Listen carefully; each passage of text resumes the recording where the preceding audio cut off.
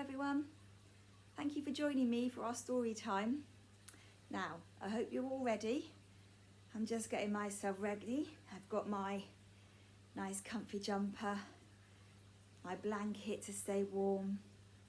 I've got my book, and best of all, I've got my little friend. This is Scrumpy, Scrumpy Bumpy, or Princess Scrumpy.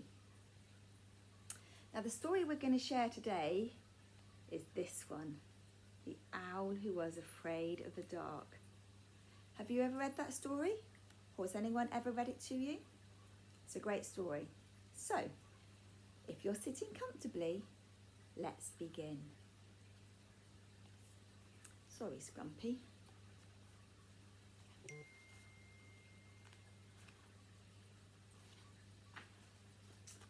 Chapter 1.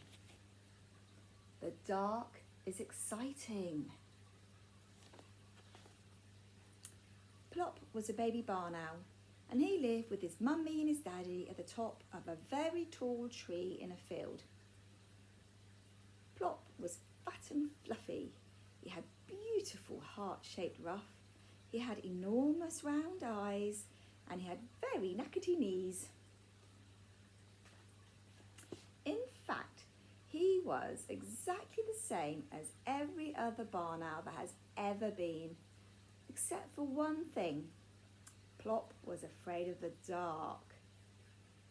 "You can't be afraid of the dark," said his mummy. "Owls are never afraid of the dark." "This one is," Plop said. "But owls are night birds," Ma replied. Plop looked at his toes. "I don't want to be a night bird.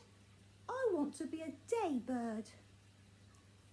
"You are what you are," said Mrs. Barn Owl firmly. "Yes, I know," agreed Plop, "and what I are is afraid of the dark." Oh, here comes my other friend. This is Bramble. He obviously wants to join in with the story. Come on, Bramble. Up, up. Oh, he's just sat on Scrumpy. Oh, there we go. Sorry about that interruption. "Oh dear," said Mrs. Barn Owl. It was clear she was going to need a lot of help and a lot of patience. She shut her eyes and tried to think. Eventually she opened her eyes again. "Plop, you are only afraid of the dark because you don't know about it. What do you know about the dark?" "It's black," said Plop. "Well, that's wrong for a start. It can be silver or blue or grey or lots of other colours, but almost never black. What else do you know?" "I don't like it," said Plop. "I do not like it at all." "Well, that's not knowing something," said his mother. "That's feeling something." "I don't think you know anything about the dark at all." "The dark is nasty," said Plop loudly. "You don't know that. You have never had your beak outside the nest hole."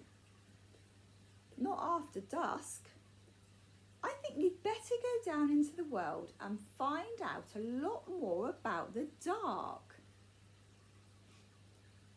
"Now?" said Plop. "Now," said his mother. Plop climbed up out of the nest hole and wobbled along the branch outside. He peeked over the edge. The world seemed to be a very long way down. "I'm not a very good lander," he said. "I might spill myself." "Your landing will improve with practice," his mother reassured him. "Look, there's a little boy down on the edge of the wood collecting sticks. Go and talk to him about it." "Now?" said Plop. "Now," said his mother. So Plop shut his eyes, took a deep breath and fell off his branch. His small white wings carried him down, but, as he said, he was not a very good lander. He did 7 very fast somersaults past the little boy. "Oh!" cried the boy. "A giant Catherine wheel." "Actually," said the Catherine wheel, picking himself up, "I'm a barn owl." "Oh, yes, so you are," said the little boy, obviously a little disappointed. "Of course you couldn't be a firework yet. Dad says we can't have fireworks until it gets dark. Oh, I wish it'd hurry up and get dark soon." "You want it to get dark?" asked Plop in amazement. "Oh, yes," said the little boy. "Dark is exciting. And tonight is especially exciting because we're going to have fireworks." "What are fireworks?" asked Plop. "I don't think owls have them. Not barn owls anyway." "Don't you?" said the little boy. "Oh, you poor thing. Well, there are rockets and flying saucers and volcanoes and golden rain and sparklers and—" "But what are they?" asked Plop. "Do you eat them?" "No," laughed the boy. "Daddy sets fire to their tails and they whoosh into the air. And they fill the sky with coloured stars. Well, the rockets do that. I'm allowed to hold the sparklers." "What about the volcanoes and the golden rain? What do they do?" "Oh, well, they sort of burst into showers of stars. The golden rain pours like, well, rain." "And the flying saucers?" "Oh, they're super. They whiz around your head and make a sort of whee noise. I like them the best."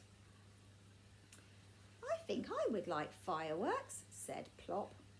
"I am sure you would. Look here, where do you live?" "Up in that tree, up there. And there are other squirrels further down the tree." "That big tree in the middle of the field? Well, you can watch our fireworks from there. That's our garden, the one with the swing. You can look out as soon as it gets dark." "Does it have to be dark?" asked Plop. "Of course it does. You can't see fireworks unless it's dark." "Well, anyway, I must go. These sticks are for the bonfire." "Bonfire?" asked Plop. "What is that?" "Well, if you look out tonight, you'll see. Bye." "Oh, goodbye," said Plop, bobbing up and down with a funny little bow. He watched the boy run across the field and took a little run himself, spread his wings and fluttered up onto the landing branch. He slithered along it on his tummy and dived head first into the nest hole. "Well," said his mother, "the little boy says dark is exciting. And what do you think, Plop?" "I still do not like it at all," said Plop. "But I am going to watch the fireworks if you'll sit with me." "I'll sit with you," said his mother. "So will I," said his father, who had just woken up. "I like fireworks." So that's what they did. When it began to get dark, Plop waddled to the mouth of the nest hole and peered out cautiously. "Come on, Plop, I think they're starting," called out Mr. Barn Owl. He was ready in position on a big branch at the very top of the tree. Plop took 2 brave little steps out of the nest hole. "I'm here," said his mother quietly. "Come on."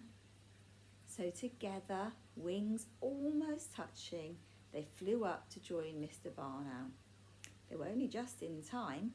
There were flames leaping and crackling at the end of the little boy's garden. That must be the bonfire, squeaked Plop. Hardly had Plop got his wings tucked away when whoosh! Up went a rocket and spat out another shower of green stars. "Oh," said Plop, his eyes like saucers.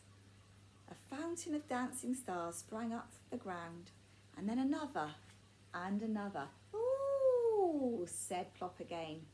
"You sound like Tawny Owl," said his father. "Goodness, what's that?" Something was whizzing about, leaving bright trails of squiggles behind it and making a loud whee noise. "Oh, that's the flying saucer," said Plop. "Really?" said his father. "I've never seen one of those before. You seem to know a lot about it. What's that fizzy one that keeps jiggling up and down?" "Oh, I expect that's my friend with a sparkler." "Ooh, there's a me." "I beg your pardon," said Plop's father. "It's a Catherine wheel. The little boy thought I was a Catherine wheel when I landed. Oh, isn't it beautiful? And he thought that was me." Mr. Barn Owl watched the whirling, sparkling circle spinning round and round. "That must have been quite some landing, Plop." And that is the end of chapter 1. What did you think, Scrumpy? What did you think, Bramble? Well, they both stayed, so I think they must have enjoyed it. They look very relaxed. I hope you enjoyed it. And I hope you join us again for our next instalment of The Owl Who Was Afraid of the Dark. Thanks for listening. Bye-bye. See you again soon.